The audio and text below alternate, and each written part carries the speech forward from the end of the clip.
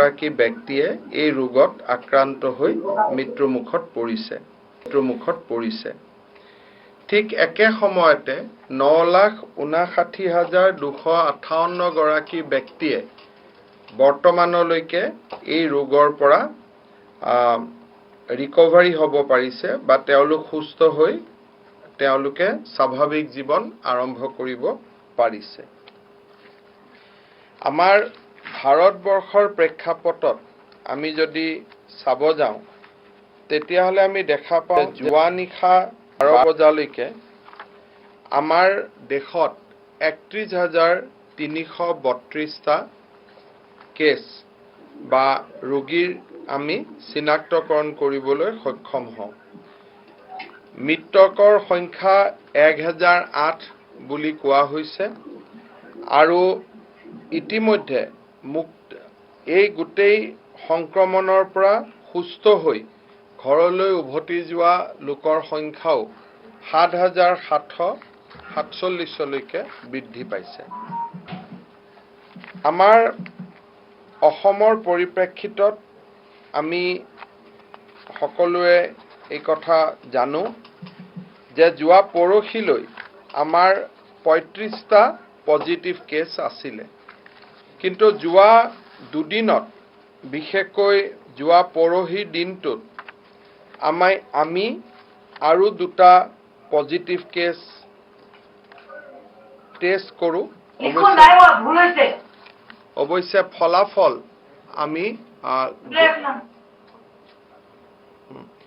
ফলাফল আমি গধূলিহে যোৱাকালি দিনত পাওঁ, যদিও টেষ্টখিনি তাৰ আগদিনাই সম্পন্ন হৈছিল আৰু যোৱাকালি আমাৰ পজিটিভ কেছৰ সংখ্যা 37লৈ বৃদ্ধি হয়। আমি আগতেই জানো যে এজন লোকৰ পৰলোক প্ৰাপ্তি হয়। 27 গৰাকী পজিটিভ লোকক আমি ডিসচাৰ্জ দিওঁ আৰু বৰ্তমান আমাৰ হাতত এক্টিভ কেছ 9টা থাকি গৈছে, যিকেইটা আমাৰ বিভিন্ন চিকিৎসালয়ত তেওঁলোক চিকিৎসাধীন হৈ আছে। আজি আমি ইয়াৰ মাজতে 2 গৰাকী পেচেণ্ট আজি আমাৰ হস্পিটালৰ পৰা ডিসচাৰ্জ হ'ব। শ্ৰী হজৰত আলী এখেত ধুবুৰীৰ বাসিন্দা আছিলে, 35 বছৰ, আৰু সমীৰুল হক গোৱালপাৰাৰ 22 বছৰ। এই 2 গৰাকী ৰোগীক আমি উপৰ্যুপৰি 4বাৰ তেওঁলোকক টেষ্টত নিগেটিভ পোৱাৰ পিছত আজি আমি যিকোনো সময়তে তেওঁলোক হস্পিটালৰ পৰা ডিসচাৰ্জ হৈ উভতি যাব। গতিকে অসমৰ সংখ্যাটো এনেকুৱা হ'ব যে total positive case 37, death 1, positive case discharge 29 আৰু active case within hospital is 7। তাৰমানে বৰ্তমান আজি 2 গৰাকী পেচেণ্টক আমি মুক্তি দিয়াৰ পিছত 7 গৰাকী পেচেণ্ট আমাৰ থাকি যাব আৰু 7টা এক্টিভ কেছ আমাৰ বাবে অহা দিনকেইটাত আমি তেওঁলোকৰ চিন্তা চৰ্চা কৰিব লাগিব। যোৱাকালি যিকেইটা 2টা কেছ আমাৰ পজিটিভ হ'ল, এগৰাকী 16 বছৰীয়া ছোৱালী আফিয়া তবছুম, তেওঁ বঙাইগাঁও জিলাৰ, আৰু আনটো মফিজুদ্দিন আহমেদ 61 বছৰ, এখেত গোৱালপাৰা জিলাৰ। এই 2 গৰাকী ব্যক্তিয়ে কোৱাৰেণ্টাইন কেম্পত আছিলে, কিন্তু আফিয়া তবছুম হোম কোৱাৰেণ্টাইনত আছিলে আৰু মফিজুদ্দিন আহমেদ ফেচিলিটি কোৱাৰেণ্টাইনত আছিলে। সেই কাৰণে এই আফিয়া তবছুমৰ যিটো পৰিয়াল আছিল তাত 5 গৰাকী আৰু সদস্য আছিলে, অৰ্থাৎ 6 গৰাকী ব্যক্তিৰ সেইটো এটা ঘৰ আছিলে। আৰু এই আফিয়া তবছুমৰ 23 মাৰ্চত তেওঁৰ জামালুদ্দিন হাজি বোলা নিজামুদ্দিনৰ পৰা উভতি অহা ব্যক্তিজনৰ লগত সংস্পৰ্শ হৈছিলে, অৰ্থাৎ 2 গৰাকী ককাক আৰু নাতিনীয়েকৰ তেওঁলোকৰ মাজত সম্পৰ্ক আছিলে। কিন্তু 23 তাৰিখৰ পৰা যোৱাকালি আমি পজিটিভ পোৱাই এইটো এটা ইণ্ডিকেট কৰে যে অলমোষ্ট 36 days পিছত of the contact, 36 days after the contact, তেওঁ পজিটিভ হৈছে এনেকুৱা এটা তথ্য আমালৈ আহিছে। আমি সন্দেহ কৰিছোঁ যে যদিও নাতিনিয়েক আৰু ককাকৰ মাজত সম্পৰ্ক 23 তাৰিখে দেখা দেখি হৈছিলে, হয়তো ইয়াৰ মাজত আৰু কোনোবা ব্যক্তি থাকিব যাৰ জৰিয়তে দুইটা পৰিয়ালৰ মাজত সম্পৰ্ক অব্যাহত আছিলে। এই ঘটনাটোত আমি বেছিকৈ গুৰুত্ব দিছোঁ যে কমিউনিটি পৰ্যায়ত হোম কোৱাৰেণ্টাইন পৰ্যায়ত কেছ পজিটিভ এইটোৱে আমাৰ কাৰণে এক প্ৰকাৰ প্ৰথম, যাক আমি প্ৰথমত পাইছোঁ বেলেগ কথা, কিন্তু থ্ৰু আউট আমি ফেচিলিটি কোৱাৰেণ্টাইনৰ পৰাহে অসমৰ পজিটিভ কেছবোৰ আহি আছিলে। কিন্তু এইটো প্ৰথম কেছ যিটো আমি হোম কোৱাৰেণ্টাইনৰ পৰা পাইছোঁ। আৰু হোম কোৱাৰেণ্টাইন হোৱা মানে অলপ হ'লেও সমাজৰ লগত তেওঁলোকৰ সম্পৰ্ক থাকে। আৰু ৰোগটো ক'ৰ পৰা আহিলে তাকো লৈও অকণমান চোৱা চিতাৰ প্ৰয়োজনীয়তা আছে। গতিকে এই কেছটো আমি ইতিমধ্যে বঙাইগাঁও জিলাৰ উপায়ুক্তক খুব মাইনুটলি চাবৰ কাৰণে আমি নিৰ্দেশ দিছোঁ। আৰু এই গোটেই কেছটো আমি খুব সূক্ষ্মভাৱে চোৱাৰ বাবে সিদ্ধান্ত লৈছোঁ। যোৱাকালি মই আৰু ৰাজ্যিক মন্ত্ৰী হাজৰিকা ডাঙৰীয়া আমি দুইজন বঙাইগাঁও যাম আৰু এই বিষয়টো আমি খুব ভাল কৰি পাৰ্চু কৰাৰ বাবে সিদ্ধান্ত লৈছোঁ। যি কি নহওক আজি অসমত 7 গৰাকী ৰোগী আমাৰ পজিটিভ বুলি আমি ক'ব পাৰোঁ। ইয়াৰ মাজতে আমাৰ এটা দুখজনক ঘটনাও সংঘটিত হৈ যায়। আপোনালোকে সকলোৱে জানে, ইতিমধ্যে বিভিন্ন বাতৰি কাকতত বা সংবাদ মাধ্যমত ওলাইছে যে বৰপেটা জিলাৰ ইমৰান হুছেইন আমাৰ CRPFৰ সাব ইন্সপেক্টৰ, তেখেত কোভিড ৰোগত আক্ৰান্ত হৈ মৃত্যুমুখত পৰে। ৰাতিপুৱা মই তেখেতৰ পৰিয়ালৰ লগত কথা পাতিছিলোঁ। বিজেপি দলৰ ৰাজ্যিক সভাপতি ৰঞ্জিত দাস ডাঙৰীয়া তেওঁৰ ঘৰলৈ গৈছিলে। কিন্তু সিগনিফিকেন্ট কথাটো হ'ল যে যোৱা 24 ঘণ্টাৰ ভিতৰত 10 গৰাকী অসমীয়া লোক দিল্লীত পজিটিভ হিচাপে পোৱা গৈছে। CRPFৰ 7জন জোৱান আৰু কৰ্কট ৰোগৰ চিকিৎসাৰ বাবে দিল্লীলৈ যোৱা ৰোগীৰ শৰীৰতো পজিটিভ কোভিডে দেখা দিছে। অৰ্থাৎ 10 গৰাকী অসমীয়া ব্যক্তি দিল্লীতে এই ৰোগত আক্ৰান্ত হৈছে। ইয়াৰ সিগনিফিকেন্স এইটোৱে যে যেতিয়াৰ পৰা অসমৰ বাহিৰৰ পৰা লাখ লাখ লোক অসমলৈ ঘূৰি আহিব, আমি সন্দেহ কৰি থকা ধৰণে যে দ্বিতীয় দ্য ছেকেণ্ড ৱেভ, যিটো সংক্ৰমণৰ ছেকেণ্ড ৱেভৰ কথা আমি ইমান দিন পাতি আছিলোঁ, সি অলপ যেন আৰু ওচৰ চাপি আহিছে তেনেকুৱা এটা ধাৰণা আমাৰ মেডিকেল বিশেষজ্ঞসকলে কৰিছে। যে বহুত সময়ত দুই এটা কথা ওলাই আছিলে যে অসমীয়া মানুহৰ এইটো ৰোগ নহয়। আনকি দুই এটা সংগঠনে আমাক গৱেষণাৰ বাবেও প্ৰস্তাৱ দিছিলে যে অসমীয়া মানুহ এইটোত কিয় ইমিউন হৈ আছে, আমি গৱেষণা কৰিব খোজো। কিন্তু তাৰ মাজতে 10 গৰাকী অসমীয়া ব্যক্তিয়ে দিল্লীত এই ৰোগত পজিটিভ হোৱাৰ পিছত এই ধাৰণাটো মূল্যহীন হৈ পৰিলে যে অসমীয়া মানুহৰ এই ৰোগ নহয়। গতিকে মই ৰাইজক পুনৰ এবাৰ সাৱধানতা, ছ'চিয়েল ডিষ্টেন্স আৰু পাব্লিক হাইজিন মেইনটেইন কৰিবৰ বাবে মই অনুৰোধ জনাম। আমি ইতিমধ্যে আগতে আপোনালোকৰ লগত আলোচনা কৰি থকা মতে যোৱা 3-4 দিনত আমি ৰাজ্য চৰকাৰে যিকেইটা বিশেষ আঁচনি চলাই আছিলোঁ, অসমৰ বাহিৰত থকা কেঞ্চাৰ, কিডনি এই ৰোগত আক্ৰান্ত ৰোগীক আমি যি 25,000 টকাকৈ সহায় কৰিছিলোঁ, সি বৰ্তমান 850ৰ সংখ্যা স্পৰ্শ কৰিছে। অৰ্থাৎ 850 গৰাকী ব্যক্তিয়ে এই আঁচনিৰ পৰা উপকৃত হৈছে।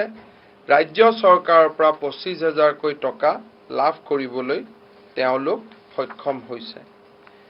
যিটো অসম কেয়াৰ, আমি অসমৰ বাহিৰত বসবাস কৰা আমাৰ অসমবাসী লোকক আমি যিটো 2,000 টকাকৈ অনুদান দি আহিছিলোঁ, সি বৰ্তমান 2,15,000ৰ সংখ্যা স্পৰ্শ কৰিছে।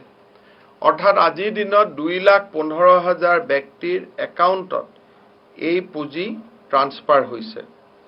আৰু জিলা উপায়ুক্তসকলৰ পৰ্যায়ত বৰ্তমান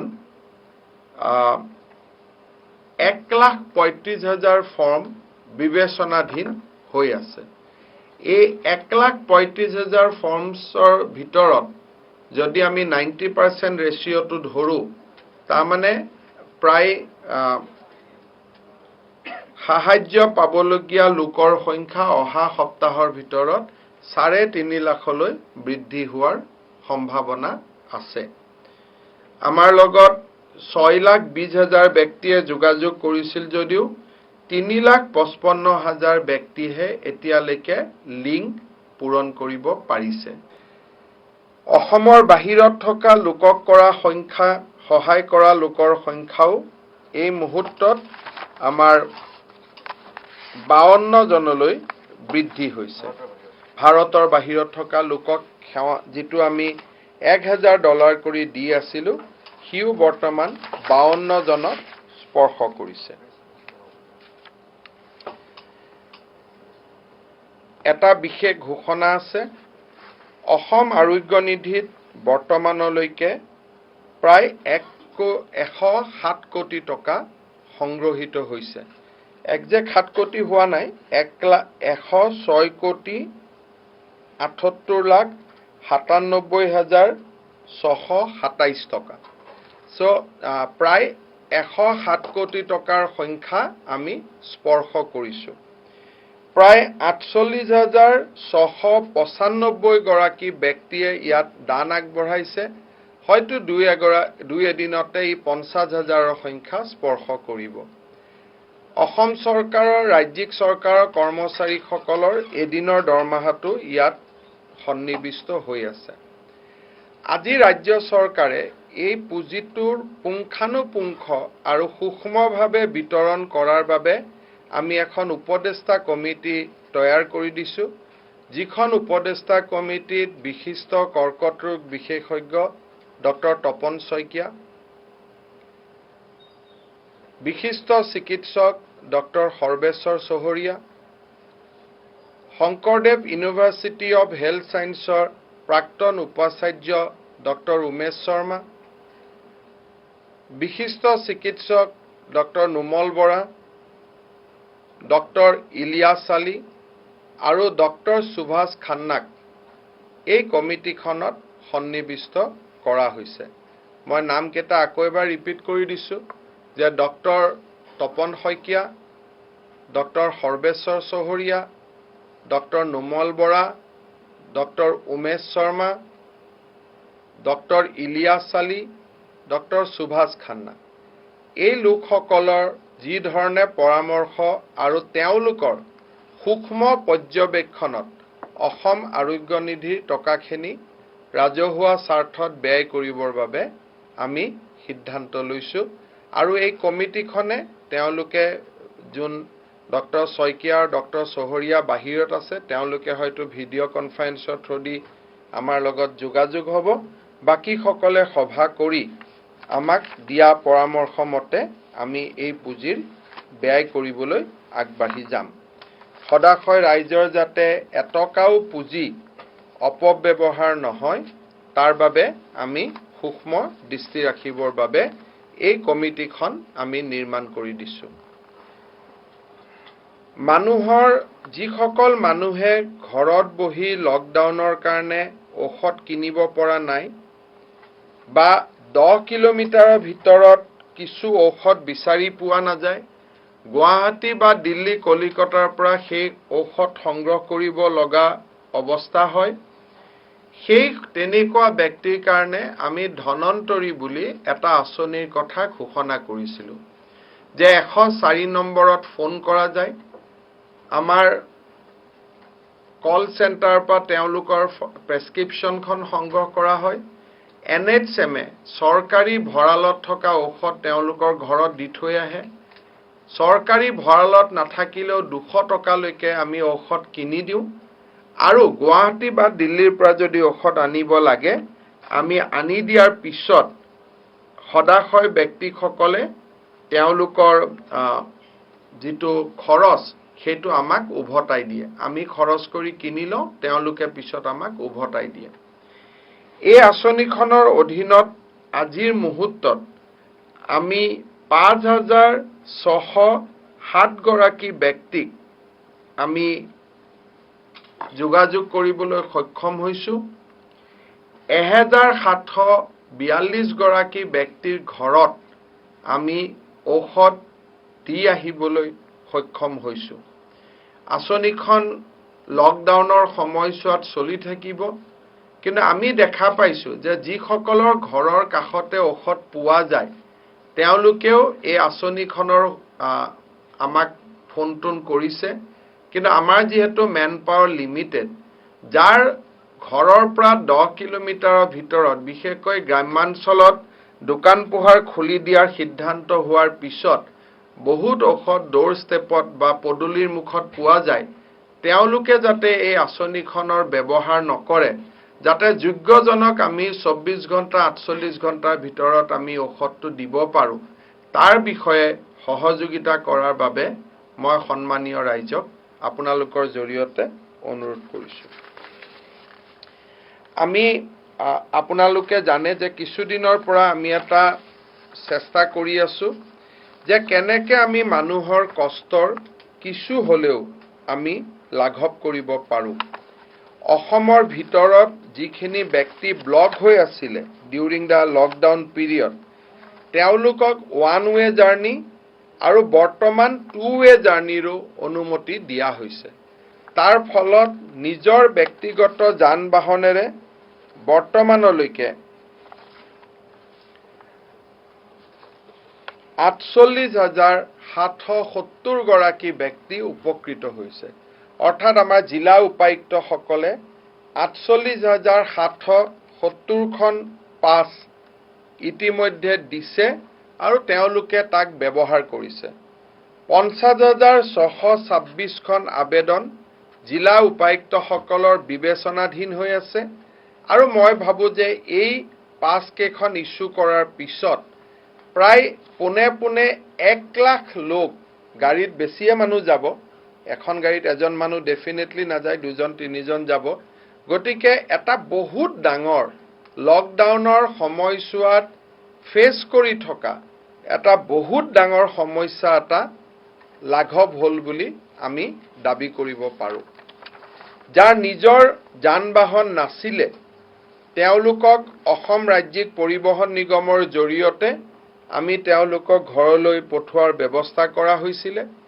এটো এটা বিনামূলীয়া ভ্ৰমণৰ সুবিধা দিয়া হৈছিল যাৰ স্বাস্থ্য বিভাগে উভতাই দিব আৰু ASTCয়ে গোটেই কামখিনি সুন্দৰভাৱে পৰিচালনা কৰিব বৰ্তমানলৈকে এই আঁচনিৰ সহায়তো 20,371 গৰাকী ব্যক্তি উপকৃত হৈছে আৰু 1,274 খন বাছ এই কামত ব্যৱহৃত হৈ আছে ইয়াতো বহুতে ফোন কৰিছিল ইনফৰমেশন সম্পূৰ্ণ কৰি দিয়া নাছিল তাৰ পৰিপ্ৰেক্ষিতত কিছু লোক উপকৃত হ'ব পৰা নাই এই ওৱান টাইম এক্সামশন আমি 2 তাৰিখলৈকে বঢ়াই দিছোঁ তাৰ পৰিপ্ৰেক্ষিতত অসম ৰাজ্যিক পৰিবহণ নিগমৰ যি সেৱা সেয়া 2 তাৰিখলৈকে বঢ়াই যোৱাৰ পৰিপ্ৰেক্ষিতত আমাক আবেদন কৰা গোটেই ব্যক্তিসকলকে সহায় কৰাৰ বাবে পৰিবহণ নিগমে আপ্ৰাণ প্ৰচেষ্টা চলাই আছে পৰিবহণ বিভাগে চলাই আছে মন্ত্ৰী পাটোৱাৰী ডাঙৰীয়াই ইয়াক সূক্ষ্মভাৱে পৰ্যালোচনা কৰি আছে মই ভাবো যে ৰাইজে ধৈৰ্য ধৰিব লাগে যাতে সকলোকে আমি নিজ ঘৰলৈ উভতাই পঠাব পাৰো কিছু তথ্য সম্পূৰ্ণ নোহোৱাৰ কাৰণে এই ঘটনাটো ঘটি আছে অসমৰ বাহিৰত যি 850 গৰাকী পেচেণ্ট আমি যাক 25,000 টকাকৈ দিয়া বুলি ক'ব পাৰিছো তেওঁলোকৰ বহুতৰ চিকিৎসা বাহিৰত সম্পূৰ্ণ হৈ গৈছিল বহুতে ইচ্ছা প্ৰকাশ কৰিছে যে তেওঁলোক গুৱাহাটীলৈ ঘূৰি আহিব লাগে আমি কিন্তু তেওঁলোক টাৰ্মিনেলি তেওঁলোক এনেকুৱা নহয় যে সুস্থ ব্যক্তি বাছেদি আহিব পাৰিব কেন্দ্ৰীয় চৰকাৰৰ লগত আমি যোগাযোগ কৰি আছো যে এই পেচেণ্টখিনিক ইভাকুৱেট কৰাৰ কাৰণে আমাক কিবা ফ্লাইট আদি ব্যৱহাৰ কৰাৰ অনুমতি দিব নেকি আমি যোগাযোগ কৰি আছো টোটাল টু 859 পেচেণ্ট কিন্তু 3 তাৰিখৰ আগতে সেই কাম যে সম্ভৱ হ'ব আমি ভবা নাই কিন্তু সিভিল এভিয়েশন মিনিষ্ট্ৰীক আমি ইতিমধ্যে অসম চৰকাৰে আবেদন পঠাইছো যে আমি এই মানুহখিনিক আনিব বিচাৰো যদি তেনেকুৱা এটা পৰিবেশ হয় যদি আমি ভাৰত চৰকাৰৰ পৰা তেনেকুৱা অনুমতি পাওঁ আপোনালোকক আমি তৎকালীনভাৱে জনাম কিন্তু এই প্ৰচেষ্টা ৰাজ্য চৰকাৰে অব্যাহত ৰাখিছে যে যেনেকৈ কোটাৰ ষ্টুডেণ্টখিনিক আমি লৈ আহিলো বাকি সকলকো কি ধৰণে কেনেকৈ আমি লৈ আহিব পাৰো তাৰ বাবে আমি চেষ্টা চলাই আছো কিন্তু ইয়াৰ লগত যিখিনি আমি যেনেকৈ ৰেড জোন ডিস্ট্ৰিক্টৰ পৰা মানুহখিনিক আনিব নোৱাৰা হৈছো তেনেকৈ ৰেড ষ্টেট বিলাকৰ পৰা আজি যদি বম্বেৰ পৰা কোনোবা আহে গুজৰাট মধ্যপ্ৰদেশ তিনিখনকৈ সংক্ৰমিত ৰাজ্য পাৰ হৈ আহিব লাগিব হিয়ে সমগ্ৰ অসমবাসীক এটা এই ৰোগটোৰ কাৰণে এক্সপোজ কৰি দিয়াৰ সম্ভাৱনা আছে গতিকে আমি বহুতে আমাক কৈছে আমাক আনক কিন্তু আমি অতি সতৰ্কতাৰে সৈতে ৰাজহুৱা স্বাস্থ্যৰ যিটো উদ্দেশ্য তাক সৰ্বোচ্চ বুলি ধৰি লৈ আমি এখোজ দুখোজকৈ আমি কাম আৰম্ভ কৰিছো ৰাজ্যখনৰ ভিতৰৰ মানুহখিনিক আমি আন্তঃজিলা ভ্ৰমণৰ সুযোগ দিলো উত্তৰ পূৰ্বৰ পৰা উভতি আহিব খুজা পেছেঞ্জাৰখিনিক আমি লৈ অহাৰ কাৰণে এটা প্লেন ৰেডি কৰি আছো অহা কালি পৰখিৰ ভিতৰত আমি ক'ব পাৰিম নাগালেণ্ডৰ পৰা আহিব খুজা অৰুণাচলৰ পৰা আহিব খুজা আৰু শেষত গৈ আন্তঃৰাজ্যিক কিন্তু ইয়াৰ কাৰণে সময় আৰু আমাৰ অসমৰ ভিতৰত যাতে আজি থকা পৰিবেশটো বিনষ্ট হৈ নাযায় এই গোটেই কথাবিলাকৰ সম্যক এটা ধাৰণাৰে সৈতে আমি এই দিশত আগবাঢ়ি যাব লাগিব সেইবাবে সদাশয় ৰাইজক এই ক্ষেত্ৰতো আমি সহযোগিতা বিচাৰিম যে ৰাজ্য চৰকাৰে চেষ্টা অব্যাহত ৰাখিছে কিন্তু প্ৰত্যেকটো পৰ্যায়তে হয়তো যি ধৰণে আৰু যিমান সোনকালে সহায় কৰাৰ প্ৰয়োজন সিমানখিনি হয়তো কৰিব নোৱাৰি কিন্তু আমি বিভিন্ন পৰ্যায়ত চেষ্টা আমি অব্যাহত ৰাখিছো ৰোগীসকলৰ যিটো আমাৰ ডাটাবেছ আমি পাইছো দিল্লী মুম্বাই বেংগলোৰ ভেলোৰ তামিলনাডু যদি ফ্লাইট পাই যাওঁতো অসুবিধা নহয় হয়তো আজি অনুমতি নিদিলেও এটা পৰ্যায়ত ভাৰত চৰকাৰে অনুমতি দিব আমি তাৰ বাবে ইতিমধ্যে উৰাজাহাজ কোম্পানীসমূহৰ লগতো আমাৰ যোগাযোগ অব্যাহত ৰাখিছো আৰু ভাৰত চৰকাৰৰ সিভিল এভিয়েশন মিনিষ্ট্ৰীৰ লগতো আমি সঘনাই যোগাযোগ কৰি আছো যদি হেলথৰ ওপৰত আপোনালোকৰ কিবা প্ৰশ্ন আছে কৰিব পাৰে তাৰ পিছত মই পুনে পুনে বিত্ত বিভাগলৈকে যাব খুজিম এটা ৰিপৰ্ট ওলাইছে ইণ্ডিয়ান এক্সপ্ৰেছ পৰহি কেবিনেট সেক্ৰেটাৰী আৰু health secretary of the state red flag কৰা হৈছিলে সাম ষ্টেট মইতো যিমান দূৰ জানো যে অসমত যি ধৰণে কাম হৈ আছে আৱাৰ ৰিজাল্টছ ইটসেল্ফ ইজ এ টেষ্টিমনি গতিকে ৰিপৰ্টৰ বেচিছ কি আছে মই নাজানো কিহৰ কাৰণে আমাৰ যিটো অসমকতো তেওঁলোকে ফোন কৰিলে কয় আসামটো বহুত বঢ়িয়া হে কি আপ লোক হেই বুলি এটা শব্দতে কৈ দিয়ে গতিকে কিবা যদি তেনেকুৱা আৰু ইনফৰমেশ্যন আছে উই আৰ নট এৱেৰ কিন্তু আমাক কিবা সুধিলেও পিপি কিট সুধিলেও আমাক কয় আপলোক কা পাছ এটনা বহুত হে আপলোক কো কিউ চাহিয়ে বুলি উল্টাইহে আমাক মানে তেনেকুৱা কেটেগৰীতে বৰ্তমান আমাক ৰাখি থৈ দিছে গতিকে মই ভাবো that report may not be correct কাৰণ আমাৰটো প্ৰিন্সিপাল সেক্ৰেটাৰী আছিলে গতিকে তেনেকুৱাটো আমাৰ হাতত কোনো কমিউনিকেশ্যন নাই আইচলেটেড বেড অসমত হৈ আছে আইচিইউ হৈ আছে তামিলনাডুতকৈ বেছি আছে এটা তেনেকেতো আমাৰ গোটেই যদি পেপাৰবিলাকৰ ওপৰত আপোনালোকক মই উত্তৰ দিব লাগে তেতিয়ালে মই চাৰ্টাৰতে খোজকাঢ়ি আছো অমুকে হৈ যাব অমুকৰ লগত কাজিয়াই লাগি আছে তেনেকুৱাতো আপোনালোকে যেনেকুৱা মুখ ৰুচি দিয়ে মাজে মাজে ভাত পানী খোৱাৰ পিছত অলপ তামোল পান বুলি তেনেকুৱা ধৰণে তেওঁলোকেও দিয়ে মাজে মাজে এইটোত আৰু কি বাধা দিব গতিকে কাগজৰ ওপৰত মই ৰিয়েকশ্যন দিব পাৰিম সাংবাদিকৰ লিখাৰ ওপৰত কোনে ক'ত ৰিয়েকশ্যন দিব পাৰিব তেনেকুৱাতো পৃথিৱীতে জন্মা নাই আজিলৈকে মানুহ উভতাই দিম তেওঁলোকে দিয়া বস্তু তেওঁলোকক দি দিম এটোতো আমাৰ কোনো ফান্ড আমাৰ কোনোতো ট্ৰানজেকচন নাই তেওঁলোকে আমাক বিনামূল্যে দিছিলে তেওঁলোকক আমি বিনামূল্যে ঘূৰাই দিম তেওঁলোকৰ আমাক দিছিলে আমিতো কিনা নাছিলো গতিকে যোনে কিনিছিলে তাক আকৌ আমি ঘূৰাই দিম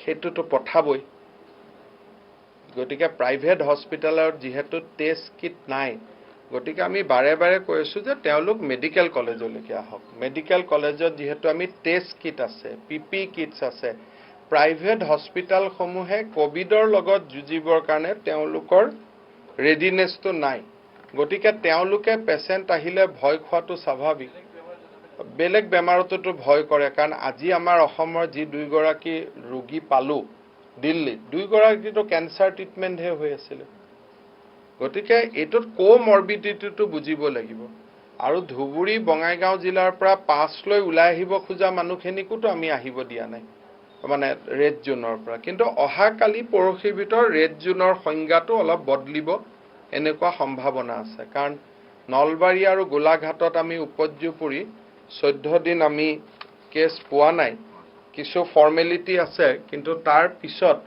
মই ভাবো যে নলবাৰী আৰু গোলাঘাট যদি ভগৱানে কৰে অহা 2-3 দিনৰ ভিতৰত তাক আমি ৰেড জোনৰ পৰা আঁতৰাব পাৰিম ঠিক তেনেকে অহাকালি স্পেনিছ জোনৰ কণ্টেইনমেণ্টটো আঁতৰি যাব সব নিগেটিভ আছে একো নাই আমাৰ ৰেপিড টেষ্টৰ ক্ষেত্ৰত এইটোৱে যে আমি টেষ্ট কৰাখিনি ৰিজাল্ট আমি কাৰেক্ট পাইছিলো কিন্তু যেহেতু আইসিএমআৰে ডিসিশন লৈছে আৰু তেওঁলোকেই পঠোৱা বস্তু গতিকে আমি তেওঁলোকক উভতাই দিলে আমাৰ কামটো শেষ হৈ যাব যেহেতু আমাৰ ইয়াত কোনো ফাইনান্সিয়েল ইস্যু একো নাই তেওঁলোকে আমাক ফ্লাইটত পঠাই দিছিল আমি তেওঁলোকক ফ্লাইটত পঠাই দিম এই অহা যোৱা ভাড়াটোৱে যি যাব আৰু আমাৰ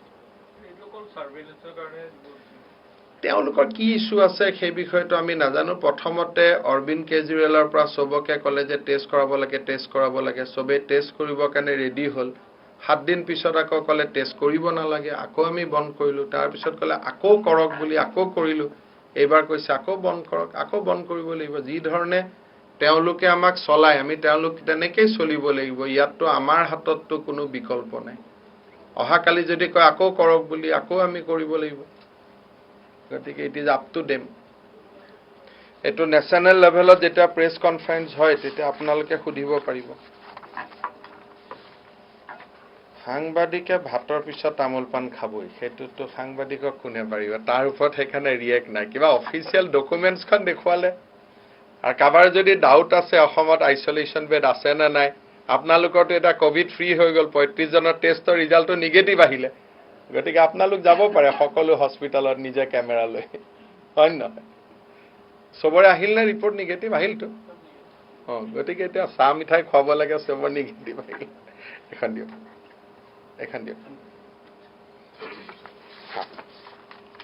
এতিয়া মই অকণমান সিৰিয়াস ইস্যু এটালৈকে আহোঁ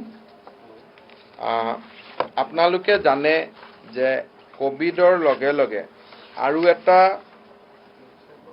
ব্যৱস্থা যিটো লৈ আমি খুব চিন্তিত হৈ আছো কোভিডে যেনেকে স্বাস্থ্যৰ প্ৰতি শংকা বা এটা পাব্লিক হেলথৰ প্ৰতি যিটো ক্ৰাইচিছ নমাই আনিছে খুব ডাঙৰ ক্ৰাইচিছ এটা নামি আহিছে অৰ্থনীতিৰ ওপৰত আৰু ৰাজ্যখনৰ বুলি নহয় সমগ্ৰ দেশৰে ই এটা অৰ্থনীতিৰ ওপৰত এটা ডাঙৰ আঘাত হানিছে আপোনালোকক মই এটা জাস্ট ওৱান উদাহৰণ উইল বি এনাফ এপ্ৰিল 2009ত অসমত GST কালেকশ্যন আছিলে 406 crores. SGST যেটো GST ত চাৰিটা কম্পোনেন্ট আছে মই এফালৰ পৰা কৈ যাম ফাৰ্স্ট কম্পোনেন্ট হল SGST 2019 এপ্ৰিল মাহত আমি কালেক্ট কৰিছিলো 406 কোটি টকা এইটো খিতানত GST ৰে আন এটা কম্পোনেন্ট হল CGST এটো যেটো ভাৰত সৰকাৰ ওচৰলৈকে গুছি যায় তথাপিতো অসমতে কালেক্ট হৈছিল 276 কোটি টকা IGST যেটো ইন্টাৰষ্টেট আমাৰ মাজত ট্ৰানজাকশন হয় হেতুত আমাৰ কালেক্ট হৈছিল 193 crores আৰু আমি যেটো সেস কালেকশন কৰো কম্পেনসেশনৰ কাৰণে গাড়ী মটৰ এনেকুৱা ধৰণে তাত আমাৰ কালেক্ট হৈছিল 55 crores এখিনি হল 2019 ৰ ফিগাৰ এতিয়া এই মাহৰ যদি আমি ফিগাৰটো চাও SGST ত আমাৰ কালেক্ট হৈছে 68 কোটি টকা তানে for 406 to only 68 crores so we are losing 335 crore এইটো খিতানত CGST যত কালেক্ট হৈছিল 276 কোটি টকা তাত এই মাহত আমাৰ কালেক্ট হৈছে এটা দিন যদি অহাকালি বাকি আছে তথাপিতো 60.72 crores 60 কোটি IGST যত আমাৰ কালেক্ট হৈছিল 193 কোটি টকা তাত আমাৰ কালেক্ট হল 62 কোটি টকা আৰু শেষ আমি যত 55 কোটি টকা কালেক্ট কৰো যোৱা বছৰ 2009 এবাৰ কালেক্ট হৈছে 2 কোটি টকা তাৰমানে GST যি আমাৰ ৰেভিনিউ 932 crores আছিল in April 2019 টোটাল যদি এই গন্তি কৰে অলপ দশমিক বিলাক হয়তো গন্তি কৰতে আপোনালোকৰ 1-2 কোটি টকাৰ খেলিমেলি হ'ব কাৰণ মই দশমিকলৈকে যোৱা নাই গতিকে এপ্ৰক্স আমাৰ কালেক্ট হৈছিল 932.36 crores in April 2019 932.36 crores এই বছৰ আমাৰ কালেক্ট হৈছে 193 crores so it is a 80% drop in revenue collection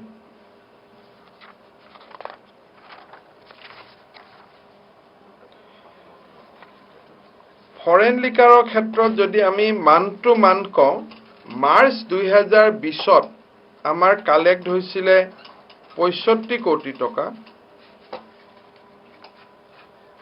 আৰু এই বছৰ কালেক্ট হৈছে এই মাহত তাৰ পিছৰ মাহত কালেক্ট হৈছে 6 কোটি 33 লাখ টকা ঠিক এই ধৰণে পেট্ৰল প্ৰডাকশন আমাৰ এই মাহত 60-70 কোটি টকাও এতিয়ালৈকে আমাৰ কালেকশন হোৱা নাই against our monthly collection of 340 crores rupees so অসমৰ উন্নয়নৰ যেটো বা অৰ্থনীতি যেটো আছিল হি কি গতি কৰিছে তাৰ এটা আভাস এটা আপোনালোকক আমি দাঙি ধৰিছো এতিয়া ৰাজ্য চৰকাৰে এই গোটেই বিত্তীয় পৰিবেশৰ ওপৰত লক্ষ্য ৰাখিছে আৰু ভাৰতবৰ্ষৰ বিভিন্ন ৰাজ্যই এই সময়ছোৱাত কি কৰিছে তাৰ বিষয়েও আমি চোকা নজৰ ৰাখিছো যদি আমি ভাৰতবৰ্ষৰ বিভিন্ন ৰাজ্যৰ যদি আমি পৰ্যালোচনা কৰো মহাৰাষ্ট্ৰ চৰকাৰে মন্ত্ৰী বিধায়ক MLA দৰমহা মাৰ্চ মাহত 60% কৰ্তন কৰিছে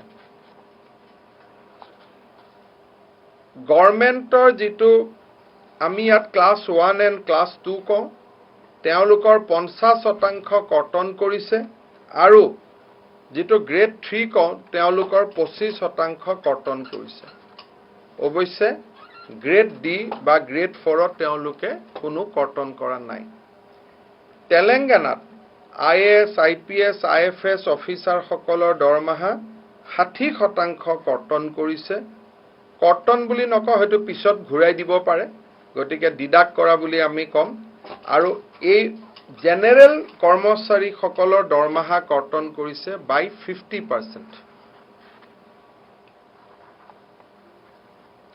ৰাজস্থানত গ্ৰেড 4 আৰু চৰকাৰী স্বাস্থ্য বিভাগৰ কৰ্মচাৰীক বাদ দি 30% দৰমহা কৰ্তন কৰা হৈছে। IAS IPS সকলৰ দৰমহা 60% কৰ্তন কৰা হৈছে। উৰিষ্যাত স্যালাৰি IAS IPS সকলৰ স্যালাৰি 50% ডিফাৰ কৰা হৈছে। অন্ধ্ৰপ্ৰদেশত ক্লাছ 1ৰ দৰমহা 60% ডিফাৰ কৰা হৈছে। ক্লাছ 2 আৰু 3 50% ডিফাৰ কৰা হৈছে আৰু ক্লাছ 4ৰ 10% ডিফাৰ কৰা হৈছে ইন অন্ধ্ৰপ্ৰদেশ। কেৰালাত প্ৰতি মাহত 6 দিনৰ দৰমহা কৰ্তন কৰাৰ সিদ্ধান্ত হৈছে, অৰ্থাৎ they will pay only for 24 days. 6 দিনৰ দৰমহা তেওঁলোকে নিলিখে। বাকী কৰ্ণাটক, উত্তৰ প্ৰদেশ, বিহাৰ এই গোটেই সকলতে বৰ্তমানলৈকে মন্ত্ৰী বিধায়কসকলৰ দৰমহা কৰ্তনৰ পৰ্যায়ত পৰিৱেশটো আছে। এইটো এটা ডেভেলপিং সিচুৱেশ্যন। ই আমাক ক'ত লৈ যায়, কি লৈ যায় আমি ক'ব নোৱাৰো, কিন্তু অসমত এই বিষম পৰিস্থিতিৰ মাজতো আমি মে মাহতো চৰকাৰী কৰ্মচাৰীসকলক ফুল স্যালাৰি দিয়াৰ বাবে আমি সিদ্ধান্ত লৈছো যে we are not resorting to any salary cut, and May মাহতো আমি তেওঁলোকক ফুল স্যালাৰি আমি দিয়াৰ সিদ্ধান্ত লৈছো। খালি ইয়াত এটাই ব্যতিক্ৰম হ'ব যে সাধাৰণতে আমি 1 তাৰিখে স্যালাৰি দিওঁ, এইবাৰ আমি 8 তাৰিখে স্যালাৰি দিম।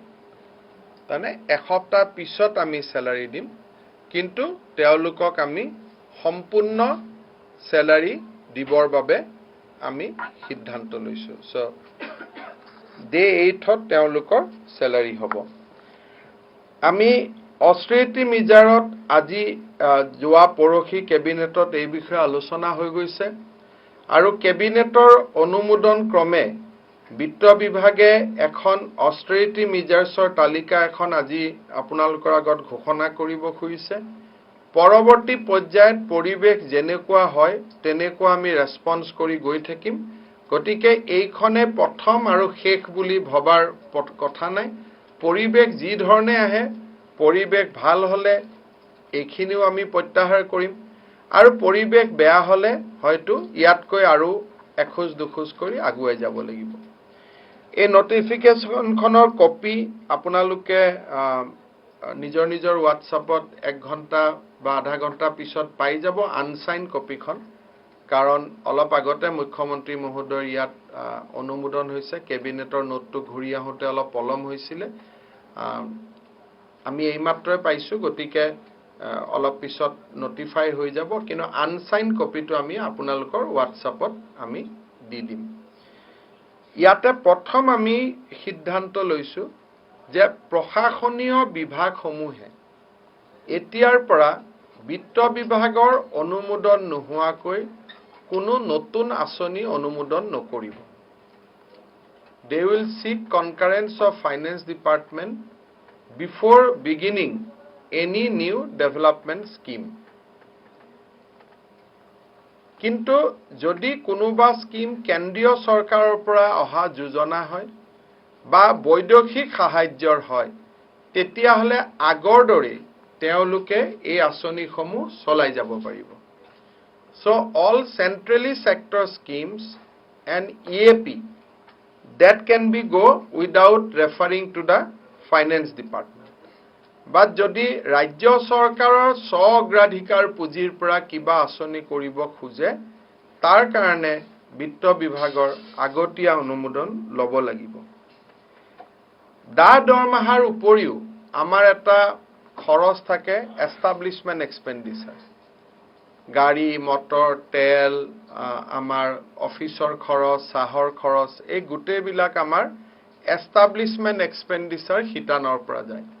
বাজেটত আমি যিমান টকা ধৰো ফাৰ্ষ্ট কোৱাৰ্টাৰত আমি 25% খৰচ কৰিবলৈ অনুমোদন দিওঁ এইবাৰ আমি 25ৰ পৰিৱৰ্তে প্ৰথম কোৱাৰ্টাৰত 10% হে খৰচ কৰিবলৈ অনুমতি দিছোঁ so instead of 25% or 20%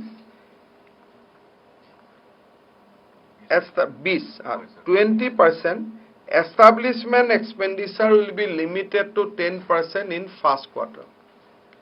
ৰাজ্য চৰকাৰে ঔদ্যোগিক প্ৰতিষ্ঠানসমূহক কৰ উভতাই দিয়াৰ যিটো আমাৰ আঁচনি আছিলে ইণ্ডাষ্ট্ৰিয়েল ৰিইম্বাৰ্সমেন্ট যে তেওঁলোকে অসমত উদ্যোগ পাতিলে যি ট্যাক্স উঠে তাক আমি উভতাই দিওঁ আমি প্ৰথম ফাৰ্ষ্ট কোৱাৰ্টাৰ এই ৰিইম্বাৰ্সমেন্ট নকৰিবলৈ আমি সিদ্ধান্ত লৈছো only for first 4 months যে প্ৰথম 4 মাহ April May June July till 31st July will not give any industrial exemption অৱশ্যে ইয়াৰ ভিতৰত অসম গেছ কেকাৰ এই আঁচনিৰ অধীনত বা যিটো অসম গেছ কেকাৰে যিটো ইণ্ডাষ্ট্ৰিয়েল ৰিইম্বাৰ্সমেন্ট পায় হেতু পাই থাকিব আন ইণ্ডাষ্ট্ৰি সমূহৰ ক্ষেত্ৰত it will be kept in hold for first quarter প্ৰথম 4 মাহৰ কাৰণে এটো kept in hold থাকিব এই সময়ছোৱাত অসম চৰকাৰে নতুন কোনো যান-বাহন কিনিব নোৱাৰিব without approval of chief minister মুখ্যমন্ত্ৰীৰ প্ৰত্যক্ষ অনুমোদন অবিহনে অসম চৰকাৰৰ কোনো বিভাগে নতুন যান-বাহন ক্ৰয় কৰিব নোৱাৰিব প্ৰথম 4 মাহ অসম চৰকাৰে কোনো কনফাৰেন্স ওয়াৰ্কশ্বপ সেমিনাৰ আমি এবিলাক নাপাতো কিবা যদি কৰিব লাগে থ্ৰু আমি ভিডিও কনফাৰেন্সিং কৰিম গটিকে এই ধৰণৰ কোনো কনফাৰেন্স ওয়াৰ্কশ্বপ সেমিনাৰ ফেয়াৰ ফাংচন এই গোটেই বিলাক আমি বাতিল কৰিছো আৰু including any function in 5-star hotel আমি গোটেই বিলাক বাতিল কৰিছো আৰু এই যেটো ডিসিশন যদি আমি কেনেকুৱা কনফাৰেন্স পাতিব লাগে ফাংচন পাতিব লাগে থ্ৰু ভিডিও কনফাৰেন্সিং মোডত আমি পাতিবৰ বাবে সিদ্ধান্ত লৈছো ৰাজ্যৰ মুখ্য ন্যায়াধীশসকল মুখ্যমন্ত্ৰী আৰু মুখ্য সচিবক বাদ দি আন কোনেও এক্সিকিউটিভ ক্লাছত ট্ৰেভেল কৰিব নোৱাৰিব অৱশ্যে ৰাজ্যপাল মহোদয়ে তেওঁ বিচৰা ধৰণে ট্ৰেভেল কৰিব পাৰিব অৰ্থাৎ তেওঁ এক্সিকিউটিভ ক্লাছত পাৰিব governor chief minister chief justice and জাজেছ অফ গুৱাহাটী হাই কোৰ্ট আৰু চিফ সেক্ৰেটাৰী এই সকলক বাদ দি আন কোনেও এক্সিকিউটিভ ক্লাছত ভ্ৰমণ কৰিব নোৱাৰিব অসম চৰকাৰৰ কোনো বিভাগৰ বিষয়াই চৰকাৰী খৰচত বাহিৰত গলেও 5-star হোটেলত থাকিব নোৱাৰিব সাধাৰণ হোটেলতে তেওঁলোক থাকিব লাগিব ফৰেন ট্ৰেভেল আৰু ট্ৰেইনিং যদি কেন্দ্ৰীয় চৰকাৰে পঠায় বা কোনোবা বিদেশী ৰাষ্ট্ৰই ভাৰত চৰকাৰৰ অনুমোদন ক্ৰমে কিবা স্কলাৰশিপ দিয়ে সেই দুটা সিনাৰিওক বাদ দি ৰাজ্য চৰকাৰৰ কোনো বিষয়া বৈদেশিক ভ্ৰমণত যাব নোৱাৰিব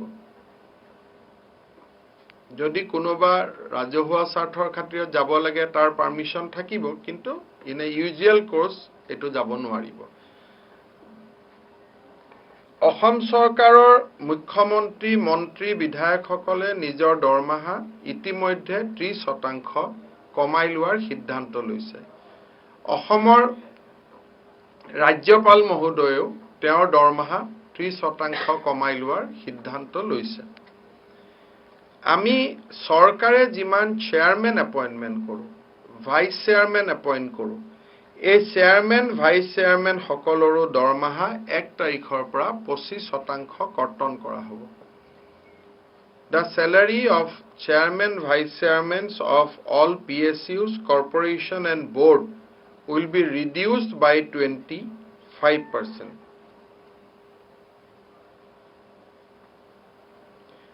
বিধায়ক উন্নয়ন পুঁজিৰ কোনো ধন প্ৰথম 4 মাহ আবণ্টন কৰা নহব. MLA LED fund will be remain suspended for first 4 months. কিন্তু যোৱা বছৰৰ পুঁজি যদি ইতিমধ্যে জিলা উপায়ুক্ত সকললৈ মুকলি কৰি দিয়া হৈছে তাক খৰচ কৰিব পাৰিব. Fund for 2020-21 will be kept in hold for first 4 months. আমি শেষ কৰি দিয়া নাই, খালি প্ৰথম 4 মাহৰ কাৰণে আমি ইয়াক হোল্ড কৰিছো. তে প্ৰথম 4 মাহ তেওঁলোকে নাপাব. আজি আমাৰ এই ওয়েমখন ওলাব আপোনালোকৰ WhatsAppত ইয়াৰ যেটো ভাৰ্সন 1 ঘণ্টা পিছত আপোনালোকে পাব. মেবি সাইন কপিও পাব পাৰে যদি প্ৰিন্সিপাল সেক্ৰেটাৰীয়ে সহি কৰে. আমাৰ পৰা অনুমোদন হৈ গৈছে, গতিকে you might get also a sign copy. So এইখিনি আমাৰ অস্ট্ৰেলিটি মিজাৰৰ প্ৰথম পৰ্যায় আমি ঘোষণা কৰিছো. ভৱিষ্যতে সময় আগবাঢ়ি যোৱাৰ লগে লগে এইটো যেহেতু এটা ডেভেলপিং সিনাৰিও তাৰ ওপৰত আমি সিদ্ধান্ত ল'ম. অসম কলেজ শিক্ষক সন্থা আৰু প্ৰিন্সিপাল সন্থাৰ লগত আজি আমি আলাপ আলোচনা কৰিছিলো. এটা টাস্ক ফোৰ্স নিৰ্মাণ কৰা হৈছে. শিক্ষা ব্যৱস্থাটো কি ধৰণে আমি আগুৱাই লৈ যাব পাৰো আৰু এই টাস্ক ফোৰ্সখন আমাৰ নিৰ্মাণৰ নটিফিকেশনো আপোনালোকে অহাকালি পাব. তেওঁলোকে 4 জুনৰ ভিতৰত ৰিপৰ্ট দিব আৰু 4 মেৰ ভিতৰত আৰু কেনেকৈ আমি শিক্ষা ব্যৱস্থাটোক আগুৱাই লৈ যাব পাৰো সেই বিষয়ে তেওঁলোকে আমাক পৰামৰ্শ দিব. বিশ্ববিদ্যা অসম নামে এটা ইউটিউব চেনেল ৰাজ্য চৰকাৰৰ শিক্ষা বিভাগে আৰম্ভ কৰিছে আৰু ভাৰত চৰকাৰে দীক্ষা এপ বুলি এটা এপ বনাইছে য'ত অসমৰ সকলো পাঠ্যক্ৰম সন্নিবিষ্ট কৰা হৈছে. মই সদাশয় ছাত্ৰ ছাত্ৰী আৰু অভিভাৱকসকলক দীক্ষা এপ আৰু বিশ্ববিদ্যা অসম এই ইউটিউব চেনেলৰ লগত সঘনে ইয়াক ডাউনলোড কৰি ইয়াৰ পৰা পাঠ্যক্ৰমসমূহ ল'বৰ কাৰণে মই অনুৰোধ কৰিছো. অহা 2 দিন এদিনৰ ওপৰত শিক্ষা বিভাগৰ ওপৰত এখন পূৰ্ণভাৱে আপোনালোকক আমি সম্বোধন কৰিম. যদি আপোনালোকৰ কিবা ইয়াৰ ওপৰত প্ৰশ্ন আছে কৰিব পাৰে.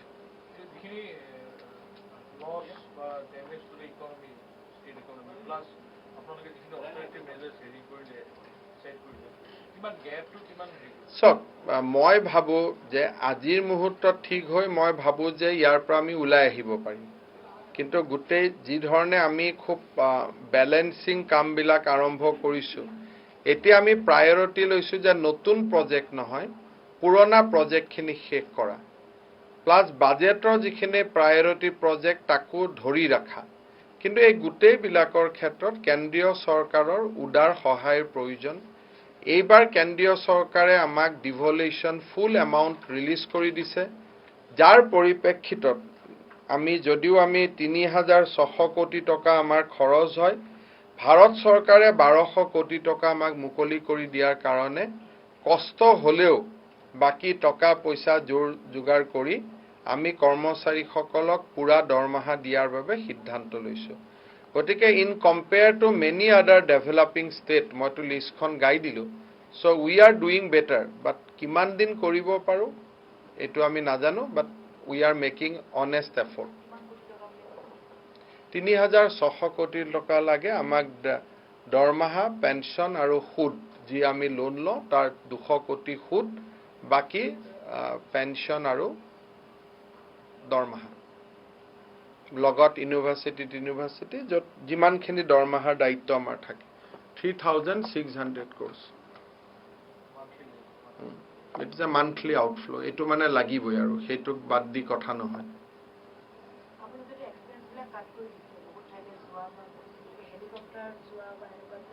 হেলিকপ্টাৰটো লাগিবই, কাৰণ ৰিচটো কৰিবই লাগিব. হেলিকপ্টাৰ বা ফ্লাইট এই দুখন জনসাধাৰণৰ স্বাৰ্থৰ কাৰণে অসম চৰকাৰক লাগিবই. কাৰণ আজি শিলচৰ যাবৰ কাৰণে মেঘালয়ত কাৰফিউ আছে. আমি কেনেকৈ ৰিচ কৰিম? গতিকে শিলচৰত যদি আজি ৰেপিড টেষ্ট কিট এটা মই পঠাব লাগে, মোৰতো হেলিকপ্টাৰৰ বাদে বা ফ্লাইটৰ বাদে কোনো কথা নাই। আজি যদি মুখ্যমন্ত্ৰী ডাঙৰীয়া শিলচৰত যাব লাগে, তেওঁ কেনেকে যাব? তেওঁতো 2 দিন গাড়ী চলাই যাব নোৱাৰে।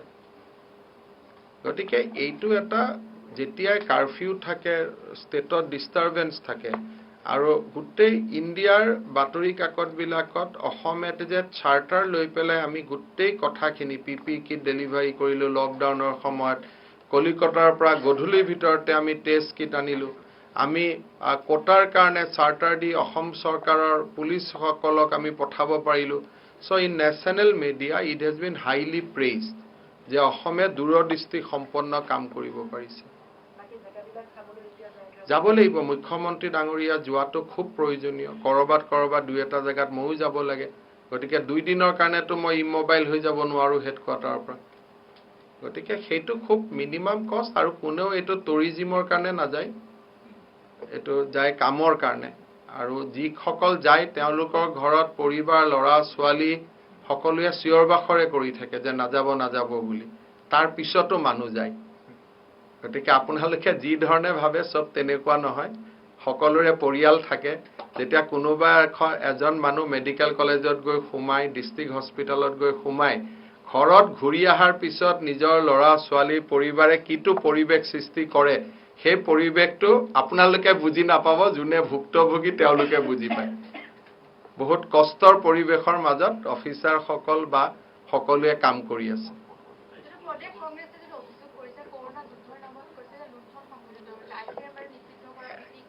এতিয়া ICMR লুণ্ঠন যদি কৰে, মই যদি কিনাই নাই বস্তুটো, যদি মোৰ এটকাও যোৱাই নাই, লুণ্ঠনটো টকা খৰচ হলেহে যায়। এটা লুণ্ঠনৰ ডেফিনেশ্যনটো কি? অসম চৰকাৰে তেওঁলোকে RTI মাৰি সুধিলেই হ'ল যে আপোনাৰ মইতো কৈছোঁ মোৰ অহা যোৱা খৰচটো খৰচ হৈছে, কিটটো কোনোবা এখন ট্ৰাকত আহিছিল, ট্ৰাকত গৈছে, তাৰ বাবদ 5,000 টকা আমি ফেয়াৰ দিছোঁ। এটা 5,000 টকাটোক যদি লুণ্ঠন বুলি কয়, সেইটো আৰু কি ক'ব পাৰিম? আৰু প্ৰদেশ কংগ্ৰেছত ইমান বিদ্বান ব্যক্তিসকল বহি আছে, তেওঁলোকৰ চৰণতে মোৰ প্ৰণাম, যে নিকিনা বস্তুটো লুণ্ঠন যেতিয়া হয় তেতিয়া আপুনি কি কৰিব? তেওঁলোকৰ চৰণৰ ধূলি মূৰত লোৱাৰ বাদেতো কোনো উপায় নাথাকে। যিটো বস্তু আমি কিনাই নাই। আৰু কিজানি অসমে এনেকুৱা এখন ৰাজ্য হ'ব যে আমি আটাইতকৈ, আজিয়ে মই নকওঁ কিমান দিনলৈ থাকিব, probably will be the lowest expenditure state হ'ম গোটেই ক্ৰাইচিছৰ সময়ত। কাৰণ আমি ইমান ডনেশ্যন পাই আছোঁ, ৰিলায়েন্সে 10,000 দিছে, আজি টাটাই বহুতখিনি কিটছ পঠাই দিছে।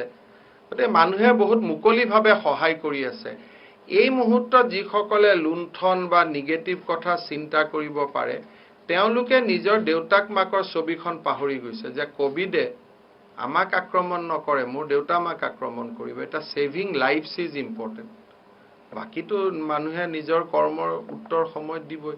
যোনেও এই মুহূৰ্তত লুণ্ঠনৰ কথা চিন্তা কৰিব পাৰে, তেওঁলোকৰ হাৰ্ড ডিস্ক আৰু ছফ্টৱেৰ এইটো কেনেকে বনোৱা আছে এইটো চিন্তা কৰিব লাগিব। এই দুইটা বস্তুৰ ওপৰত গৱেষণা লাগিব।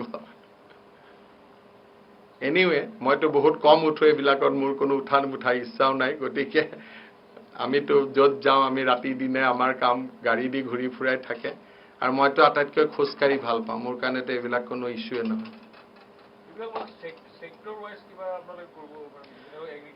মই নকওঁ কিয়, কৰিলে নিউজটো বেলেগ ধৰণে ওলাই যোৱা যায়। মই যিমানখিনি ক'ব লাগে ছেক্টৰ ৱাইজ অমুক কৰিম বুলি ক'লে নিউজটো এনেকৈ ক'লে যে Assam government thinking of cutting agriculture sector, এই ধৰণৰ যি বাতৰি ওলাই যায়, that creates a very negative impression. গতিকে let us do, মই যিমান মেটেৰিয়েল দিলোঁ মই ভাবোঁ যথেষ্ট। যিখিনি কৰি আছোঁ সেইখিনি দি থাকিলে হ'ল। ভাবা কথাটো দিলে, মই ভাবা কথাটোৱেতো চবত নহ'বও পাৰে। গতিকে let us do not indulge in ভাবা, কি ভাবিছোঁ। কাৰণ সিদিনাখন আমি ক'লোঁ যে দৰমহা দিয়াত কষ্ট হ'ল, লিখি দিলে দৰমহা নিদিম। কষ্ট আৰু নিদিয়াৰ মাজত বহুত ঘটনা। কালি নে পৰহি এখন পেপাৰত লিখি দিলে যে এপইণ্টমেণ্টে বন্ধ হৈ গ'ল, বন্ধ কৰি দিলে। চ' এইকাৰণে স্পেকুলেশ্যনত নোযোৱা ভাল। যিটো হৈ আছে মই আপোনালোকৰ সন্মুখত এভৰি 2 days 3 daysত গোটেইখিনি কৈয়ে আছোঁ। এজ ইটছ ডেভেলপ, ছাপৰ্টটো যোনে ছাপৰ্ট দিয়ে সেইটোৱে ল'ম। এতিয়া এতিয়াতো মানুহ কোভিডত আছে, ছাপোৰ্ট দিয়া কথা ক'লেতো খুলিব লাগিব বস্তুটো। এতিয়া মানুহক ছাপোৰ্ট দিয়া সময়। আমি যিখিনি অসম গভৰ্ণমেণ্টে ছাপোৰ্ট ইনফ্ৰাষ্ট্ৰাকচাৰ কৰিছোঁ, now it is time to support individual to address their misery. এই যে আমি ক'লো যে 1 লাখ মানুহক আমি মোবিলিটিৰ সুযোগ দিলো, 2.5 লাখ মানুহৰ একাউণ্টত আমি টকা পঠিয়ালো, অহা কালি পৰখি 68,000 কলেজ ষ্টুডেণ্টকো আমি কিবা এটা টকা পঠোৱাৰ কথা চিন্তা কৰি আছো। So now our job is to focus individual misery and pain. Post lockdown scenario কোন সেক্টৰক কেনেকুৱা লাগিব তাৰ কাৰণে এটা টাস্ক ফোৰ্স গঠনৰ কথাও চলি আছে, যে কেনেকে এগ্ৰিকালচাৰটো আমি ৰিভাইভ কৰিব পাৰো, কেনেকে হৰ্টিকালচাৰ ৰিভাইভ কৰিব পাৰো। কালি পৰখি অসম গভৰ্ণমেণ্টে এখন টাস্ক ফোৰ্স এটাও নটিফাই কৰিব। বাট দিজ আৰ লং টাৰ্ম, যে পোষ্ট লকডাউন পোষ্ট কোভিড পিৰিয়ডত আমি কেনেকে কি কৰিব পাৰো। হ'ব, ধন্যবাদ।